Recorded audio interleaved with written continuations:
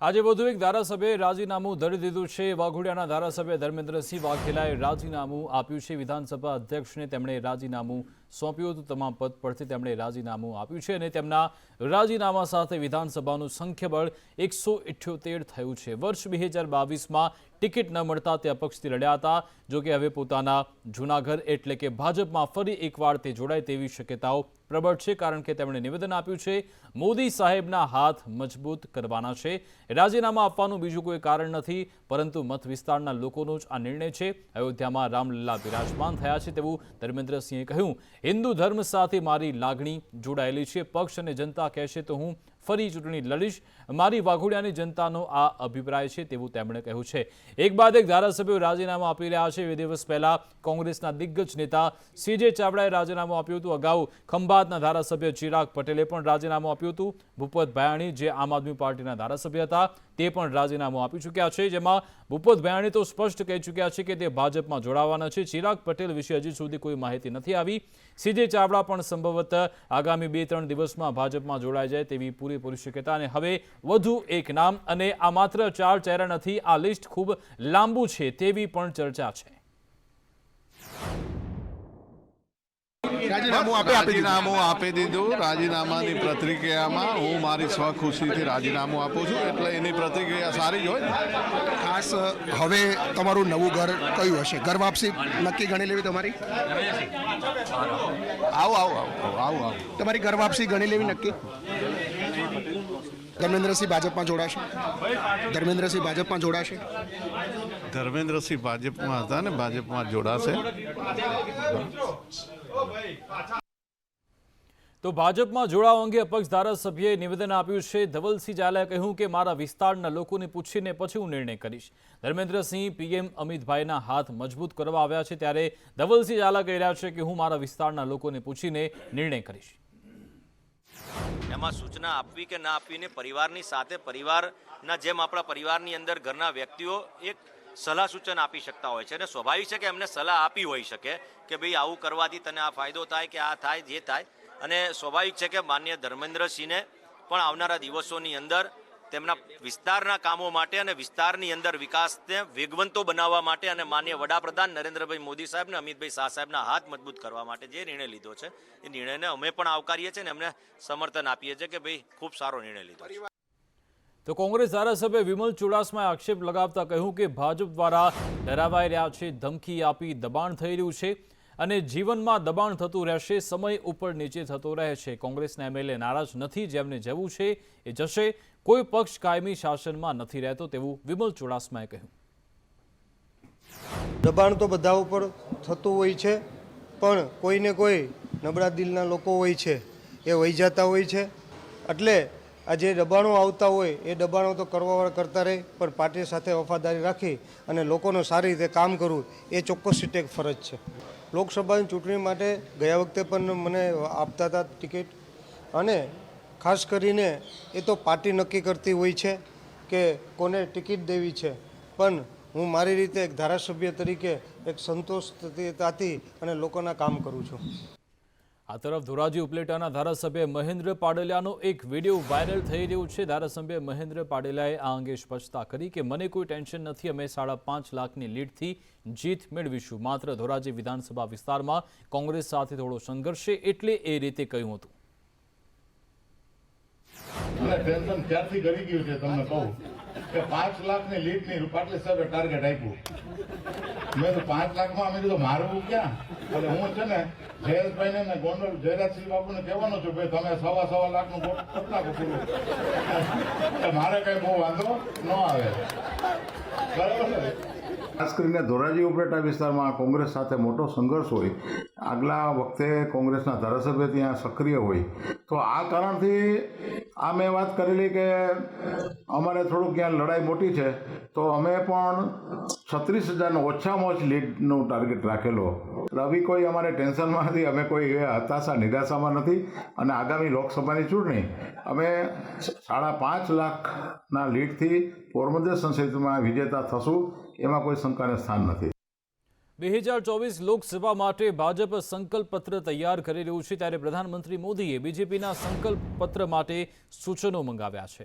2024ની લોકસભા ચૂંટણી માટે સૂચન માંગ્યા. નમો એપ્લિકેશન પર સૂચન મોકલવા લોકોને આમંત્રણ આપ્યું. આવનાર સમયમાં કેટલાક યુવાનોને પણ પ્રધાનમંત્રી મોદી મળવાના છે.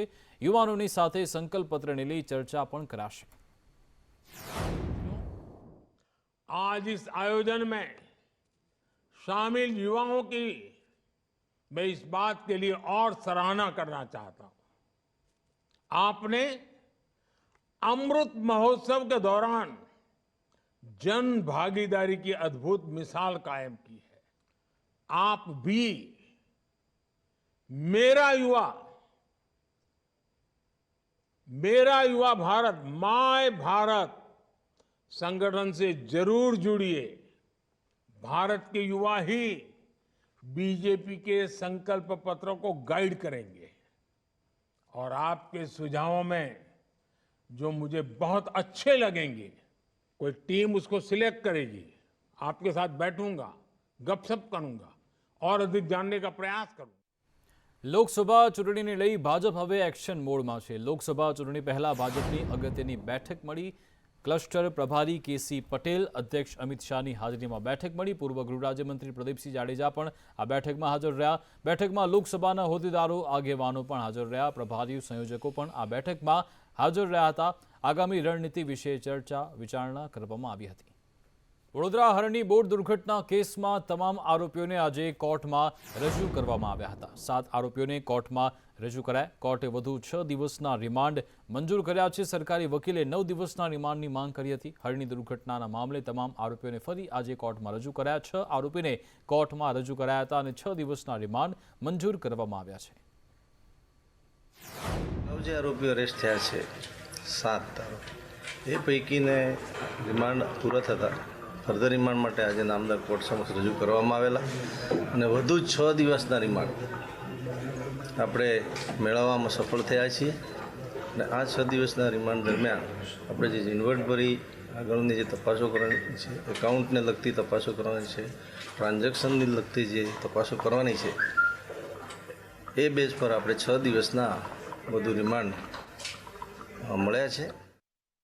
હરણી દુર્ઘટનાના પીડિતો આજે હાઈકોર્ટ પહોંચ્યા હતા. તમામ વાલીઓએ ભીની આંખે સંદેશ ન્યૂઝ સાથે વાત કરી હતી. આ ઘટનામાં આરોપીઓને કડકમાં કડક સજા થાય તેવી માંગ કરી છે. સ્કૂલ સંચાલકોને પણ સજા થાય તેવી માંગ કરી. વાલીઓ આંસુ સાથે કોર્ટ પાસે ન્યાયની આશા રાખી રહ્યા છે. સાહેબે સમજાવ્યું હતું ઉત્કર્ષભાઈએ કે ફ્યુચરમાં એ લોકો આગોતરા કરવા કે કોઈ જગ્યાએ જાય તો એના અગેન્સ્ટમાં હું તમારા રિપ્રેઝન્ટેશનમાં આવી શકું, એની માટે એમને મળવા અને અભિભાવકોની એક ઈચ્છા હતી કે અમે સાહેબ જોડે મળીને થોડું આગળનું કોર્સ ઓફ એક્શન શું હોઈ શકે, કોને કોને પાર્ટી બનાવી શકે અને કઈ કઈ સજા થઈ શકે. તો સાહેબે એ જ કીધું છે કે સ્કૂલ પ્રશાસન, સ્કૂલ જે છે એ, પછી કોર્પોરેશન, ડિસ્ટ્રિક્ટ કલેક્ટર અને કોટિયા પ્રોજેક્ટ, જે 4 વસ્તુ છે એના મેજર આપણા ટાર્ગેટ રહેશે કે આપણે આ લોકોને તો ટાર્ગેટ કરીશું. આ સ્કૂલની બહુ મોટી બેદરકારી છે અને ત્યાં આગળ જે કોન્ટ્રાક્ટરો છે તેમજ વડોદરા મહાનગરપાલિકાના કોન્ટ્રાક્ટરો જેમને એક બોટ પેન્ડલ બોટ ચલાવવાનું લાઇસન્સ છે, તેમાં એ લોકો એન્જિન બોટ ચલાવે છે ને આની એનઓસી લેટર કોને આપ્યો? તમામ ગુનેગારો છે. એટલે બધાને સજા થવી જોઈએ, એ જ અમારો ન્યાય છે. 19 જાન્યુઆરીની એ સાંજ ક્યારેય ભૂલી શકાય એમ નથી. વડોદરાના હરણી બોટકાંડ થયો હતો, તેની અંદર 12 માસૂમોએ જીવ ગુમાવ્યો હતો. સાથે તે બહેન છે કે જેમને વર્ષોના ઇંતજાર બાદ એક બાળક થયું હતું ને એને પણ ખરેખર કહી શકાય કે આ જે તંત્રની લાપરવાહીના લીધે જીવ ગુમાવવું પડ્યું છે. બેન, શું કહેશો? આજે કોર્ટમાં આવ્યા છો, શું ઘટના? मेरी बेटी को जब स्कूल वाले जिम्मेदारी लेके, अगर वो लेके गए हैं तो उन्हें वही जिम्मेदारी से लेके आना चाहिए, लेकिन फिर भी उन्होंने हमसे झूठ बोला और सही टाइम पे इंफॉर्मेशन हमें नहीं दी गई. मैं बस यही चाहती हूँ कि मुझे स्कूल के जो भी संचालक है उन्हें भी अरेस्ट करना चाहिए. जो लेग जोन के संचालक हैं उन्हें भी अरेस्ट करना चाहिए और एटलीस्ट जितने गुनहगार को जो पकड़ा गया उन्हें बिल्कुल बेल भी नहीं मिलनी चाहिए, तभी मुझे न्याय मिल सकता है. પૂરો વિશ્વાસ છે ન્યાય મળશે એવો, કેમ કે હવે બાળકો તો છે નથી હવે બરાબર. એમાં અમારા બાળકો જતા રહ્યા, મારા ઘરના 2 છોકરાઓ જતા રહ્યા, મારી એક બેબી જતી રહી, એ મને 17 વર્ષે પ્રાપ્ત થયેલી. એક મારો નાનો ભાઈનો છોકરો છે રૈયાન, એ 9 વર્ષનો જ, હવે જતા રહ્યા. હવે મારે પાસે શબ્દ નથી બોલવા લાયક કે હવે હું શું બોલું સાહેબ. હવે હાઈકોર્ટમાં આવ્યા છે અમે, સાહેબની ઉત્કટ દવે સાહેબ છે એમની માટે પાસે, તો એમની પાસે અમે આશા છીએ, રાખીએ છીએ કે અમે ન્યાયથી અમને કંઈ ન્યાય અપાવજો. વારંવાર આ પ્રકારની ઘટનાઓ બને છે અને જો આ પ્રકારના જે ગુનેગારો છે તેમના પર કડક સજા લેવામાં આવશે તો કદાચ આ બનાવો આવનારા સમયમાં અટકી શકે એમ છે. કેમેરામેન સાગર સાથે જયંતિ ચૌધરી, સંદેશ ન્યૂઝ, અમદાવાદ. નકલી જન્મના દાખલા બનાવનાર ઝડપાયો છે. આરોપી બિહારના જાંજા ખાતેથી ઝડપાયો. આરોપી સિન્ટુ કુમાર નરેશ યાદવની ધરપકડ કરવામાં આવી છે. સુરત ઇકોસેલે સમગ્ર કૌભાંડનો પર્દાફાશ કર્યો. માત્ર 10 રૂપિયામાં જન્મનો દાખલો બનાવી આપતા હતા. આરોપી પાસેથી લેપટોપ, 2 મોબાઈલ ફોન પણ જપ્ત થયા. એક બાયોમેટ્રિક મશીન પણ જપ્ત કરાયું છે. હજારો જન્મના દાખલા બન્યા હોવાની આશંકા છે.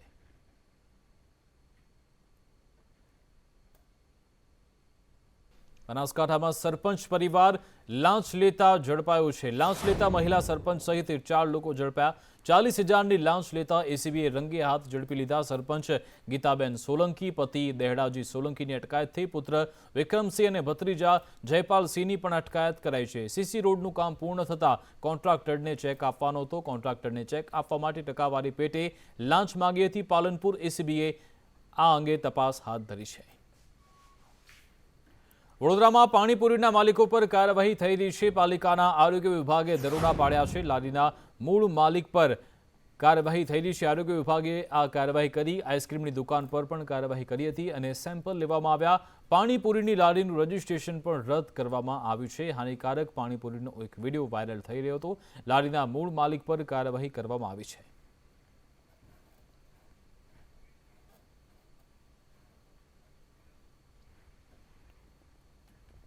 સુરતવાસીઓ પણ પાણીપુરી ખાતા પહેલા સાવધાન થઈ જતો, કારણ કે પાણીપુરીમાં વપરાતા બટાકા સડેલા હોવાનો ખુલાસો થયો છે. ફૂગવાળા અને કીડાવાળા બટાકા પાણીપુરી માટે વાપરવામાં આવી રહ્યા છે. સુરત એપીએમસીમાં 5 રૂપિયે કિલો મળે છે સડેલા બટાકા. વારંવાર તપાસ થાય છે છતાં પણ પાલિકા કોઈ કાર્યવાહી કરતું નથી અને અંતે પછી લોકોના આરોગ્ય જોખમાતા રહે છે.